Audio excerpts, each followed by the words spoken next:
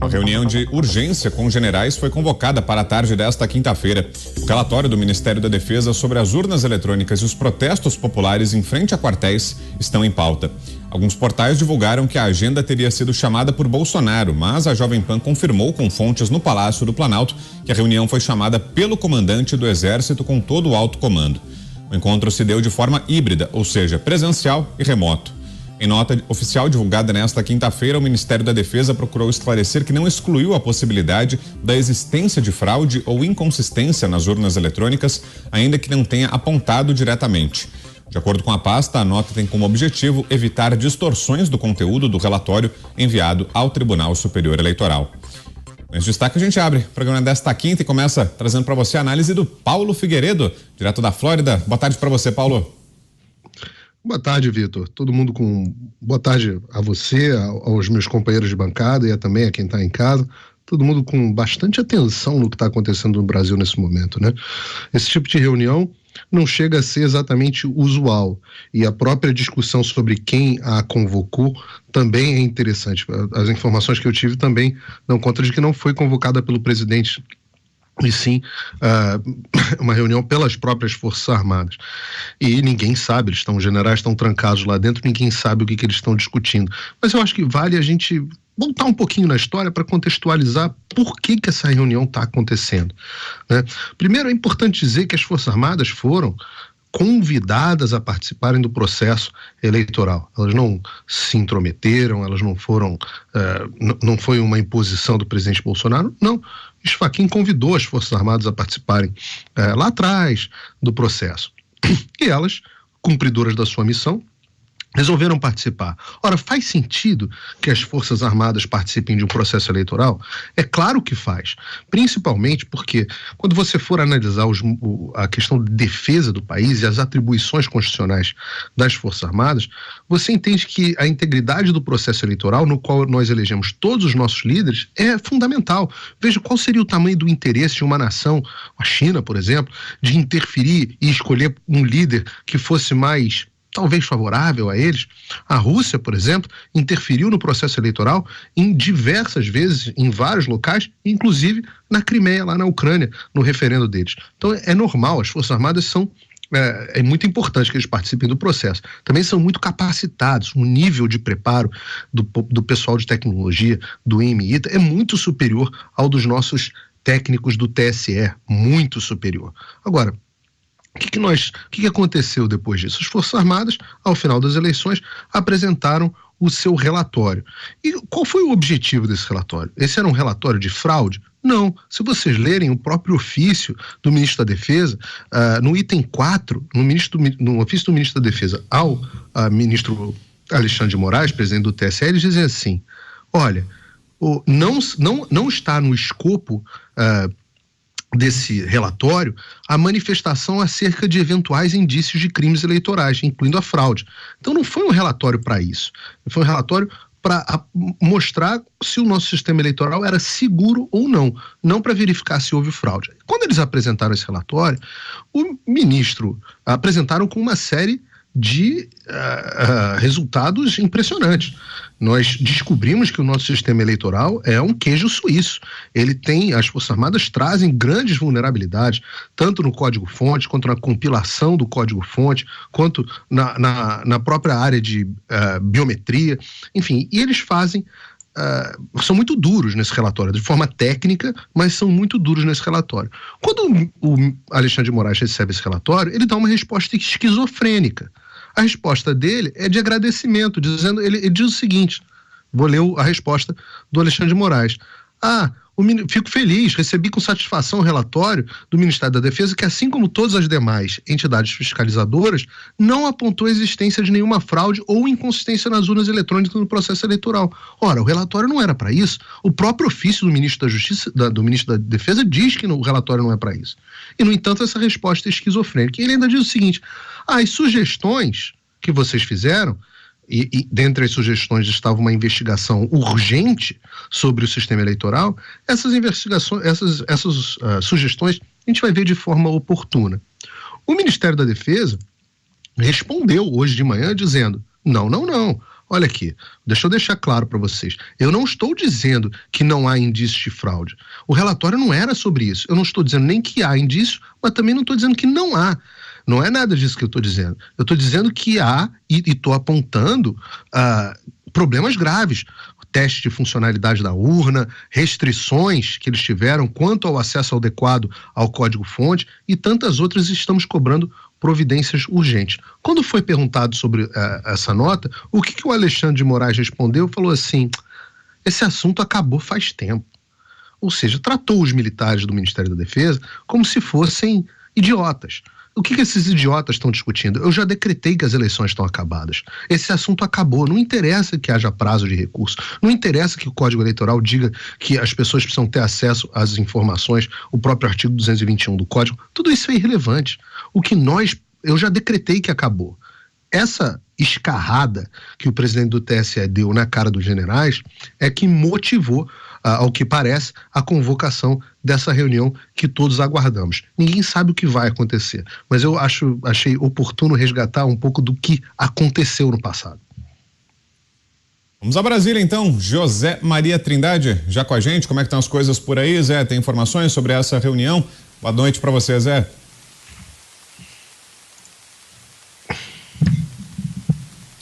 Será que o Zé já está aqui com a gente? Se não, a gente aciona daqui a pouquinho o Zé. Vamos em frente então, daqui a pouquinho o Zé chega. Fernão Lara Mesquita está aqui comigo no nosso estúdio. Boa noite, Fernão. Boa noite, ouvintes.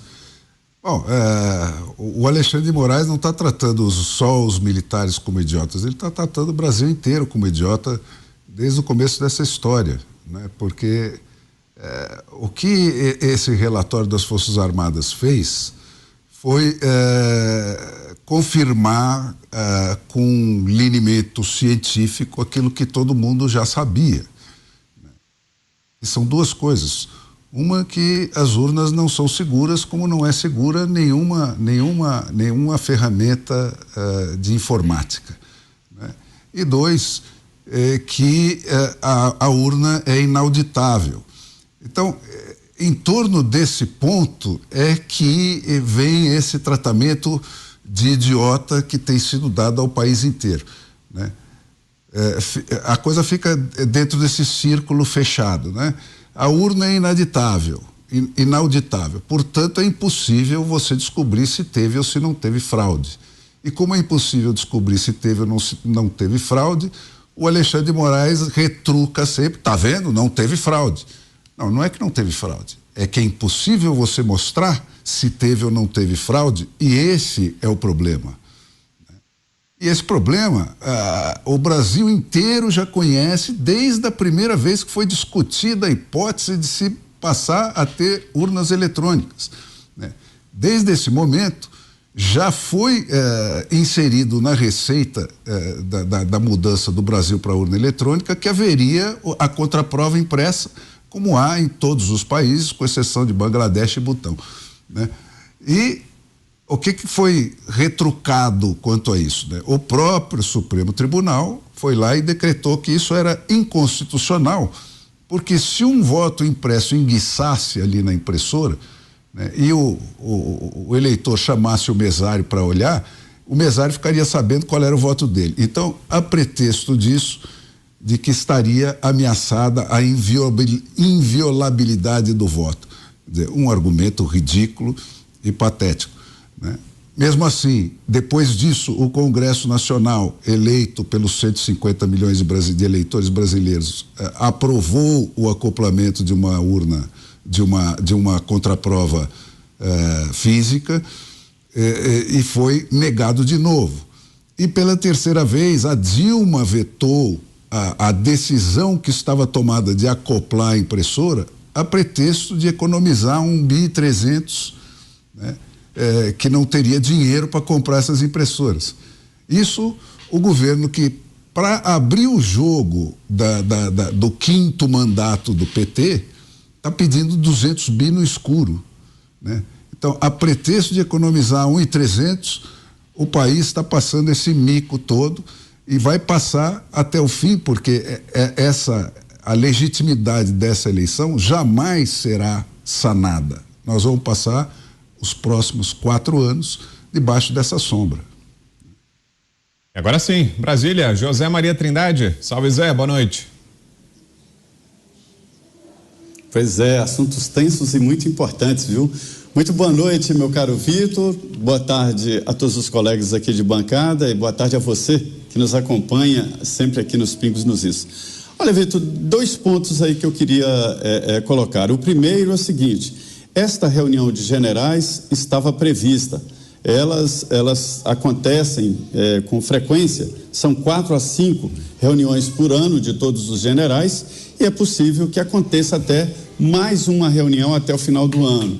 Esta reunião de generais, segundo eu recebi informações de um dos generais, é para exatamente discutir prestação de contas, discutir projetos e progressos da força, né? E o general Gomes Freire, na verdade, ele tenta ali nesta reunião mostrar uma unidade de todos os generais, e esta é a ação do Exército. A cúpula militar, ela não tem divergências pessoais, né? Ela tem uma lógica própria, o militar ele cresce por antiguidade, então não há essa coisa política como em outras categorias, inclusive nos tribunais, enfim, a cúpula militar é diferente. Então, a reunião de generais, ela estava prevista, era o cronograma de acontecer, e vai cuidar também das eleições.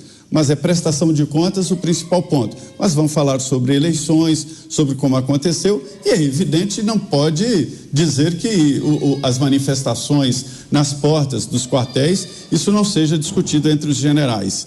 Esta é a situação. Outra coisa que eu queria dizer é que o Departamento de Comunicação das Forças, de todas elas, trabalhou muito esses últimos dias, né?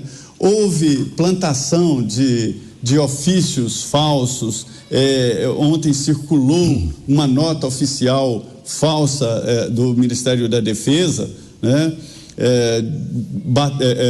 Criticando inclusive o processo eleitoral, e essa falsidade foi distribuída, segundo informações que eu tenho, de grupos ligados exatamente à oposição ao presidente Jair Bolsonaro, né? Um trabalho da oposição.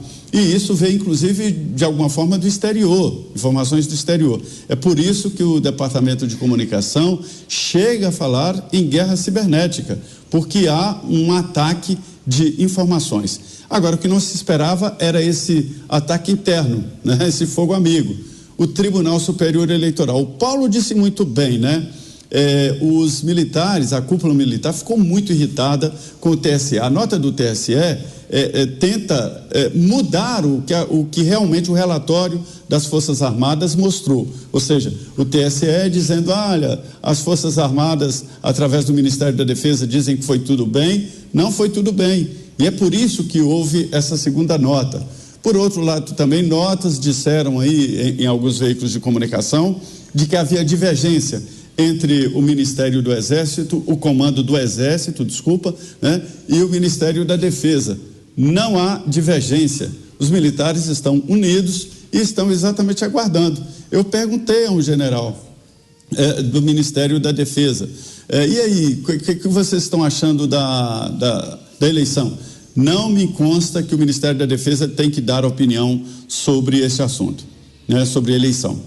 Agora, sobre relatórios, o Tribunal de Contas da União fez um relatório muito superficial, só somou os BUs, os boletins de urna, e o que tem no TSE, isso é óbvio que é igual, né? A OAB fez um relatório que não analisou tecnicamente, os advogados fizeram um relatório, né?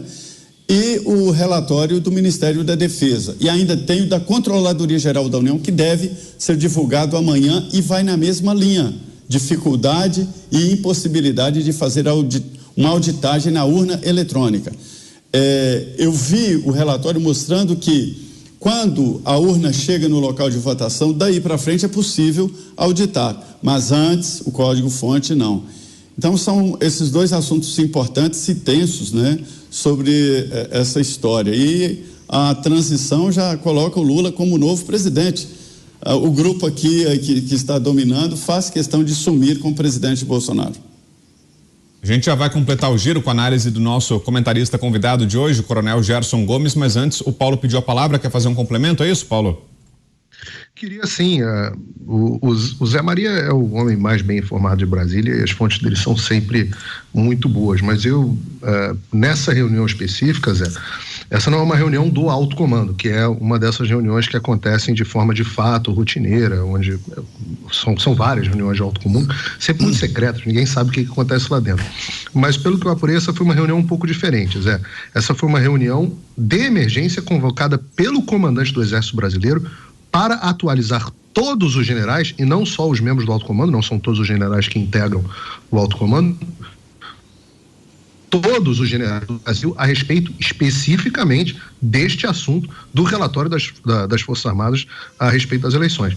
Então, pode ser que não saia nada da reunião, é comum, né, Zé? A gente sabe disso, que dessas reuniões, às vezes sai uma notinha, às vezes sai um aperto, às vezes sai uma posição um pouquinho mais dura, mas dificilmente, aliás, a gente pode adiantar até para o espectador que não vai ser uma reunião que vai sair todo mundo de lá e vai prender o Alexandre de Moraes. Quem estiver esperando isso vai ficar decepcionado.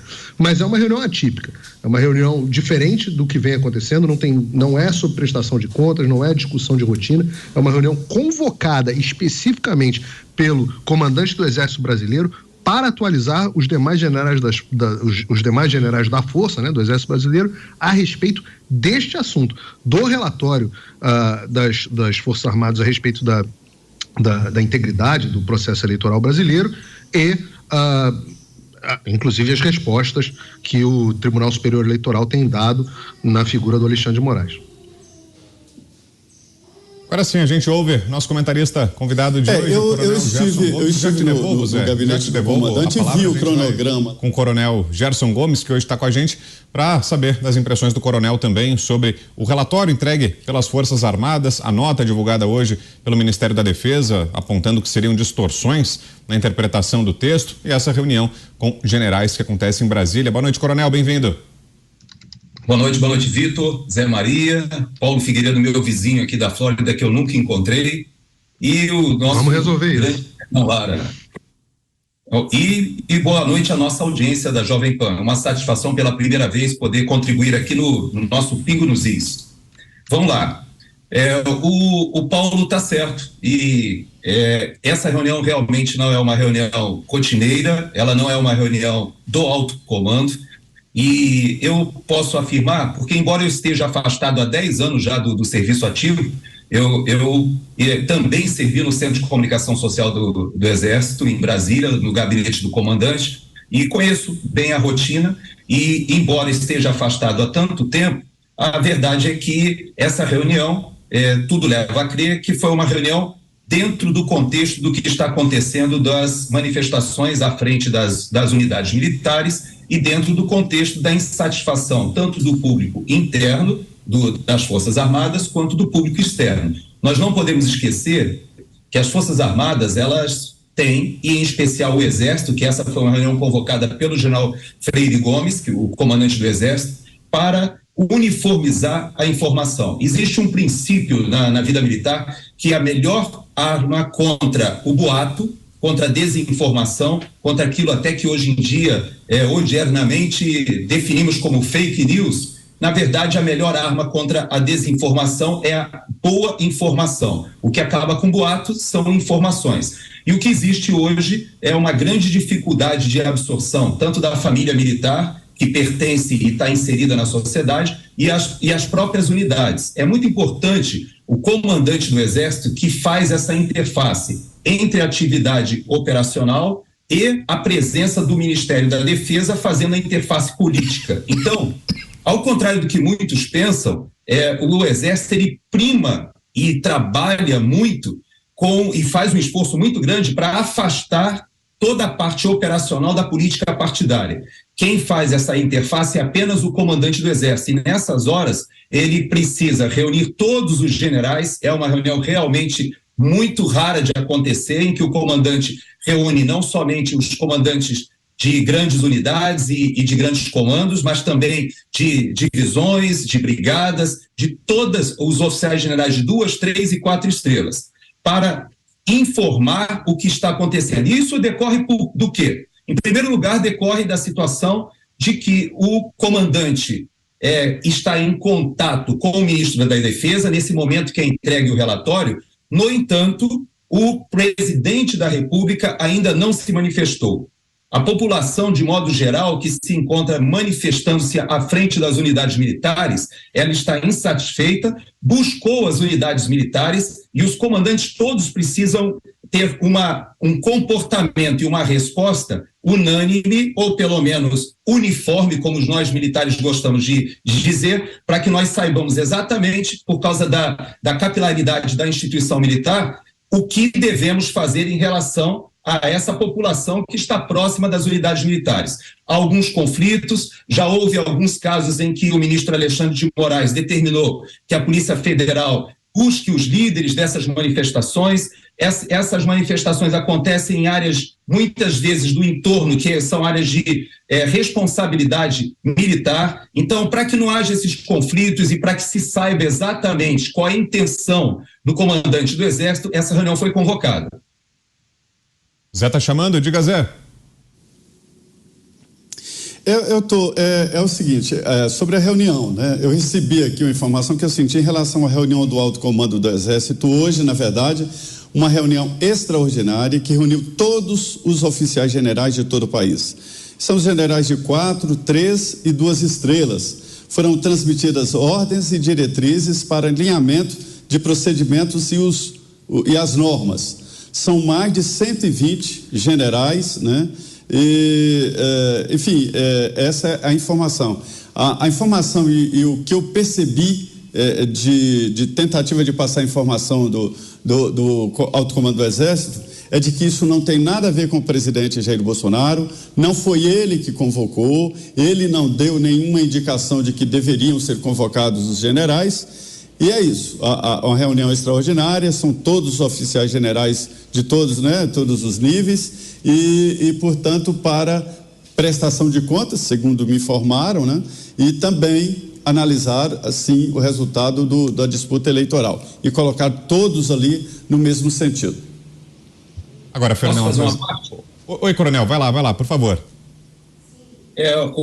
A frase que o Zé Maria, nossa referência aí de Brasília, utilizou, eu acho que merece um pouquinho de esclarecimento. Quando ele disse que não tem nada a ver com o presidente da República, o que o Zé Maria quis dizer é que a reunião não foi convocada pelo presidente da República e nem trata de algum assunto da presidência da República. Mas é óbvio que essa reunião ela está diretamente ligada ao presidente da República. Por quê?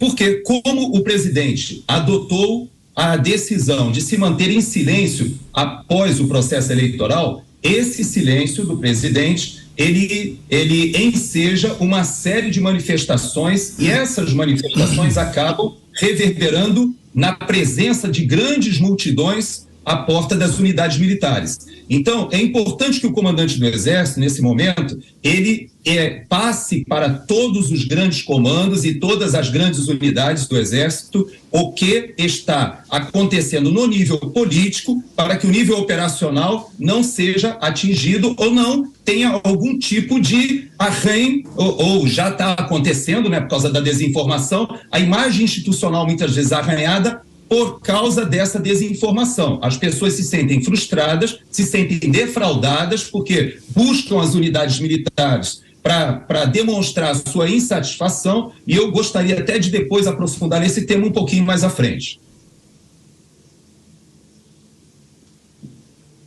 Quer falar, Zé? Não, basicamente é isso mesmo, é uma reunião de generais e vai discutir o processo eleitoral, mas não foi uma convocação extraordinária no sentido de discutir só isso, mas foi uma convocação. É possível que aconteça outra até o final do ano. Agora, Fernão, a pergunta que eu ia te fazer é a seguinte: será que, diante disso, apesar dessa divergência aí, se houve ou não a convocação por parte do presidente Jair Bolsonaro, os motivos ainda que não ficaram claros, mas você imagina que possa haver reação do Supremo Tribunal Federal, algum pedido de esclarecimentos, como foi tão comum ao longo desses quase 4 anos de mandato do presidente Bolsonaro, um prazo determinado para que o presidente dê informações ou o Ministério da Defesa preste informações sobre a reunião? Você acha que é um passo possível agora, Fernão? As famosas 48 horas do Supremo Tribunal de hoje a gente pode esperar qualquer coisa, mas eu acho que seria uma enorme tolice fazer isso, né? Você esperar para ver o que vai acontecer para você dar o passo seguinte. Coronel, fica à vontade então, a gente tem tempo agora, pode fazer aquela explicação que o senhor mencionou, pode ficar à vontade, Coronel. Eu vou fazer uma pergunta assim um pouco desafiadora para a nossa bancada, né? Com a ousadia de quem está chegando aí pela primeira vez, mas eu vou fazer uma pergunta e deixo aí como provocação e vou dar a minha resposta. O que vocês imaginam que seja mais difícil para o estamento militar, para as Forças Armadas, para o Exército Brasileiro? Trabalhar debaixo de uma administração do PT ou trabalhar debaixo de uma administração do presidente Jair Bolsonaro? Essa pergunta... Vai lá, Coronel, pode completar. Essa pergunta, que é uma pergunta provocativa, eu quero compartilhar com a nossa audiência e com a nossa bancada a afirmação segura de que é muito mais difícil trabalhar numa administração do presidente Bolsonaro do que de uma administração do PT. E há várias manifestações que nós estamos vendo nas redes sociais de que o deputado José Genuíno estaria ameaçando reestruturar as Forças Armadas, interferir nos currículos e que vai acabar com os colégios militares, etc. Essas ameaças, elas fazem sentido dentro de uma perspectiva de que devem interferir numa politização das Forças Armadas. Mas, na realidade, as Forças Armadas, elas trabalham com um grande esforço para não deixar a política partidária ingressar dentro das unidades militares, exatamente porque compromete o espírito de corpo e porque está no DNA das Forças Armadas, depois do processo de redemocratização, um grande investimento na área profissional e um afastamento da política partidária. Por isso que eu digo que o grande desafio do general Freire Gomes, dos comandantes das forças, é exatamente blindar o estamento militar dessas questões políticas partidárias. E esse momento que nós vivemos é um momento muito delicado, porque é difícil, há um limiar difícil de estabelecer do que é a atividade profissional e do que é a atividade de interferência política do Ministério da Defesa. Por quê? Porque nós estamos vivendo um momento em que um relatório é entregue dentro de um enfoque técnico de participação dos nossos melhores especialistas em guerra eletrônica, defesa cibernética, são altamente capacitados, mas, no entanto, não puderam desenvolver o seu trabalho adequadamente, entregar esse relatório e o nível político que, coincidentemente, nessa administração, nós temos um ministro que é um general e que era o comandante do Exército e que passa a ser o ministro da Defesa. Então, neste momento específico, nós temos um militar desempenhando o nível político. E esse militar, que é o ministro da Defesa, ele passa esse relatório com a sua apreciação política. Vamos dizer assim, esse momento é um momento muito difícil para as Forças Armadas. Por isso é que é importante a população entender que essa instituição, que é uma instituição que já está completamente dedicada à sua missão constitucional, sem nenhum tipo de aspiração de interferência no estamento político, na expressão política do país, ela precisa blindar o seu público interno dessas flutuações e discussões políticas. Isso é muito difícil no momento, porque nós já estamos vivendo um esgarçamento das instituições já há algum tempo. Nós já percebemos que há um avançar de um poder sobre os demais já há algum tempo. Isso interfere, inclusive, nessa frase que foi dita ainda agora, a título até de um título jocoso, de será que o ministro Alexandre de Moraes dará 48 horas para explicação, como ele vem fazendo já há algum tempo? Então, esse momento é um momento muito delicado. É importante essa compartimentação do que são os militares da ativa e dos da reserva. E eu faço essa ressalva porque muitas vezes as pessoas, nessa administração do presidente Bolsonaro, como ele se utilizou de muitos militares da reserva, entendem que esses militares da reserva, generais ou não, eles respondem pela força. E isso não é verdade. Então é muito importante a população entender que as Forças Armadas são uma instituição de Estado que servem a população como um todo e estão trabalhando para a defesa da pátria, tanto dos vitoriosos quanto dos que foram derrotados, tanto daqueles que votaram no PT, quanto daqueles que votaram no presidente Bolsonaro. As Forças Armadas precisam olhar a nação dentro de uma visão de coesão social, de coesão da nação. Agora, a defesa das instituições, ou a defesa, vamos dizer assim, das instituições da República, compete pelo artigo 142 às Forças Armadas pela sua presença, pela sua segurança. E é normal que a população procure as unidades militares porque é uma instituição que goza de grande credibilidade. Então, o momento é delicado e é importante nós entendermos, e eu creio que no decorrer do programa a gente vai ter oportunidade de falar sobre isso. Fernão. Eu acho que é perfeita a explicação do coronel. As Forças Armadas hoje, de certa maneira, quer dizer, são a única instituição que sobrou que é vista como isenta e equilibrada pela população, e no fim a população está recorrendo a ela como deveria recorrer a um juiz da situação, né? E isso nos remete ao problema central do Brasil de hoje, quer dizer, quando você tem um desarranjo nas instituições, que é um conjunto, né, intrincado e com papéis que devem ser sempre bem definidos, né, você provoca um terremoto que desarranja tudo. Então, atribuições que são de umas passam a ser buscadas em outras, e isso desencadeia um ciclo de confusão perigosíssimo, né?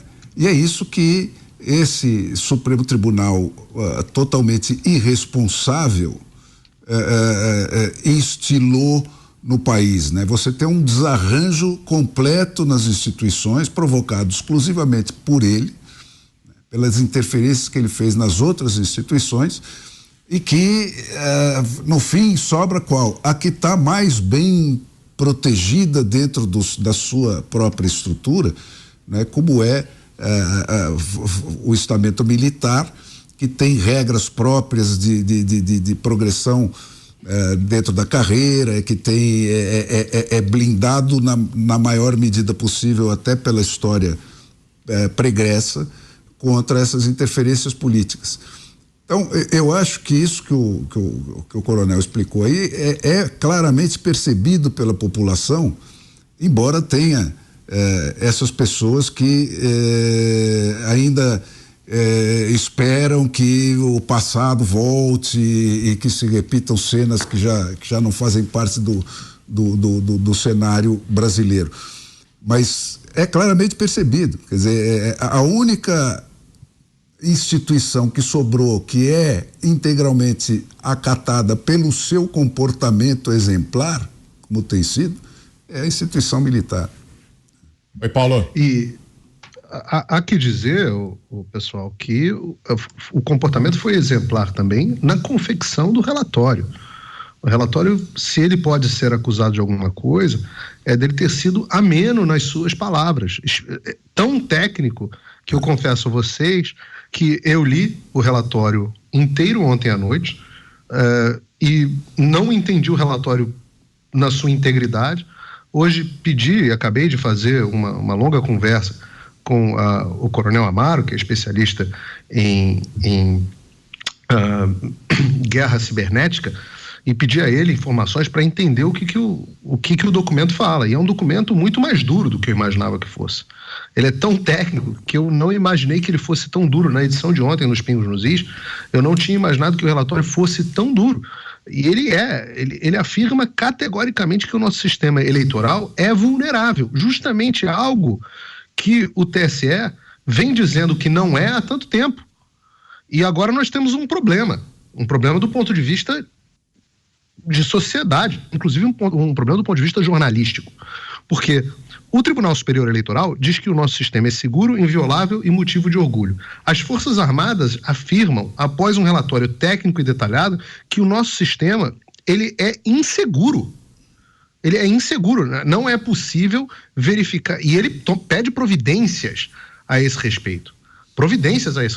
Ele pede para realizar uma investigação técnica para melhor conhecimento do ocorrido na compilação do código-fonte e seus possíveis efeitos e promover uma análise minuciosa dos códigos binários que efetivamente foram executados nas urnas eletrônicas. E mais do que isso, eles afirmam que não foram capazes de fazer o papel de efetiva fiscalização. Em dado momento, para analisar as mais de 17 milhões de linhas no código-fonte, deram a oportunidade das Forças Armadas de verificarem isso com um papel e uma caneta. Ora, a quem interessa a falta de transparência, a não fiscalização do processo pelas Forças Armadas? E só isso já gera uma desconfiança. Então nós agora, como jornalistas, temos que decidir o que nós vamos ouvir, a versão do TSE ou a versão das Forças Armadas, a visão do Alexandre de Moraes ou dos técnicos que assinam esse relatório, que dentre eles o coronel Marcelo Nogueira de Souza, que é considerado uma das maiores inteligências do Brasil no que diz respeito a essa área tecnológica e de segurança cibernética. Uma pessoa com experiência na NASA. Estamos falando assim, do que há de melhor nesse sentido. E nós temos também que levar em consideração o estado de censura que vive o Brasil, onde, segundo o próprio Tribunal Superior Eleitoral, qualquer um que colocar em dúvida a integridade do nosso sistema será perseguido, processado, será tratado como criminoso, segundo o Alexandre de Moraes.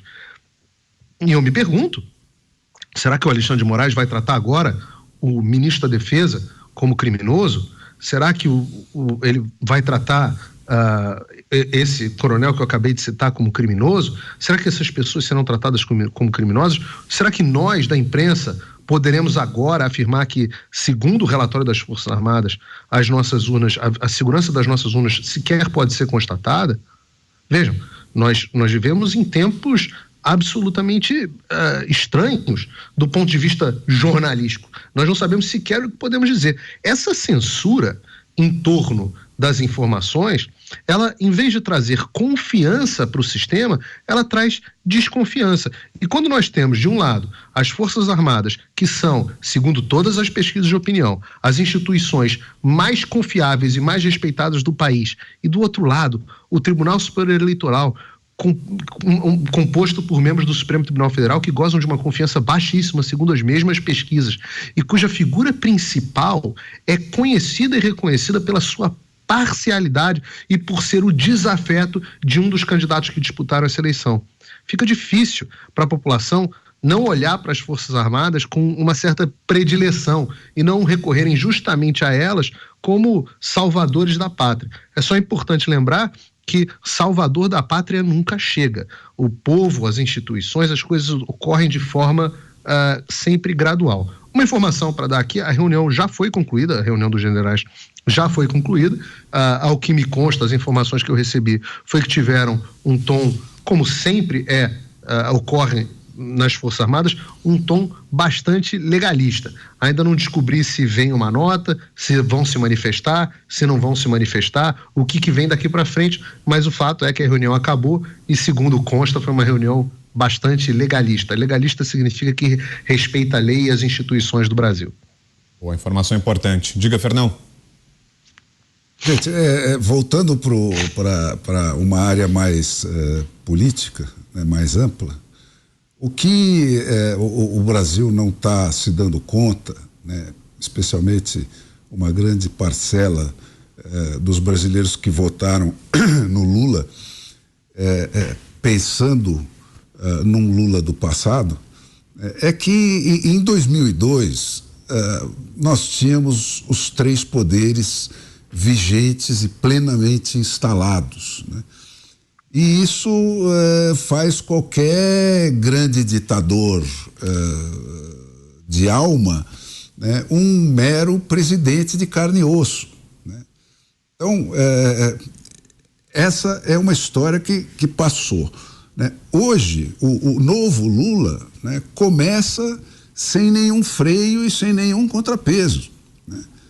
Os três poderes foram desmontados a partir do momento em que o Supremo Tribunal pela decisão monocrática de um indivíduo, né, que tem uma ficha corrida de militância política gigantesca, né, anulou todo o poder judiciário, né, na figura de anulando as decisões de 3 instâncias do judiciário, as 3 instâncias profissionais de julgamento do judiciário, né, que não se confundem com o que é o STF, né, e pisoteando na Constituição e pisoteando no Legislativo, inclusive mandando prender qualquer sujeito do Legislativo que discorda das 48 horas dadas pelo Alexandre de Moraes para qualquer outra coisa, né? E isso não acontece por acaso. Esse é o ponto também, né? Essa receita de você ocupar o Supremo Tribunal e usar o Supremo Tribunal da forma como ele está sendo usado aqui, né, foi estudada e prescrita pelo Foro de São Paulo, né, e aplicada em outros países vizinhos aqui para transformar a vitória numa eleição numa tomada de poder, né? Então, essa diferença fundamental do quadro é que está pondo esse país na beira de um ataque de nervos, porque todo mundo está percebendo isso. Você não tem mais como chamar o seu advogado para te defender de qualquer punição que passe pela cabeça de um Alexandre de Moraes da vida. Então, a insegurança geral é completa, né? E você pensar que o PT fez uma campanha eleitoral inteira sem ter uma proposta, né? Não tem nenhuma proposta para economia, para nada, né? Foi no vai da valsa, na picanha com cerveja, 60 milhões de brasileiros votaram assim. Então, tudo não tem como sair bem desse imbróglio, entendeu? Eu realmente estou preocupado de ver como é que isso vai acabar. Coronel, rapidinho, por gentileza, que a gente já vai para o intervalo depois. Por favor. Tá, então depois do intervalo eu aprofundo, mas eu só queria justamente nesse comentário que o Fernão deixou, para que a gente retome depois do intervalo qual a razão das pessoas estarem na frente das unidades militares clamando por socorro. O socorro contra quê? Qual é o receio dessas pessoas? Qual é o motivo que as levou à frente dos quartéis? Eu tenho a minha visão e eu gostaria até de poder aprofundar em relação a isso e voltar a dizer que quando eu me referi que estar nas Forças Armadas, o que eu não passei, porque eu já deixei as Forças Armadas há 10 anos, fiquei 32 anos no serviço ativo e não tive essa experiência que as Forças Armadas têm hoje. Por quê? Porque eu disse que era muito mais fácil estar sob os governos do PT, porque não há possibilidade de instrumentalização das Forças Armadas e de avanço das Forças Armadas, porque há uma rejeição ideológica das Forças Armadas pelo marxismo, pela visão socialista. Então, há um respeito, há uma relação meramente institucional. E quando nós temos um presidente que tem convergência de visões, até porque ele é oriundo da vida militar, há necessidade de um esforço sobre-humano das Forças Armadas para que não haja essa mistura do campo operacional com a área política. É isso que eu quis dizer, e é por isso que é tão importante entender que os militares ficam perplexos também com o retorno dessa organização criminosa ao poder, porque os militares acompanham o entorno geopolítico, e isso é uma área que eu tenho me debruçado, e percebo que sim, a América Latina e a América do Sul hoje está bastante perplexa e apreensiva, não por causa dos partidos de esquerda que estão celebrando, mas por causa da população desses países que sofreu com a interferência brasileira naquela organização criminosa que se formou e que interferiu na política de vários desses países. Então, nós temos o Peru hoje passando por uma situação dramática em que o presidente eleito talvez não consiga terminar o seu mandato, mas esse presidente foi o presidente eleito depois de 4 presidentes interinos por causa dos escândalos de corrupção da Odebrecht naquele país. Então, o PT, ele fez um estrago no nosso país, no que diz respeito às nossas contas do BNDES, é verdade, deixou uma dívida muito grande, é verdade, mas, no entanto, essa consequência geopolítica no nosso entorno foi catastrófica para vários países. E esse ponto que eu gostaria de, se tiver a oportunidade, aprofundar um pouquinho mais.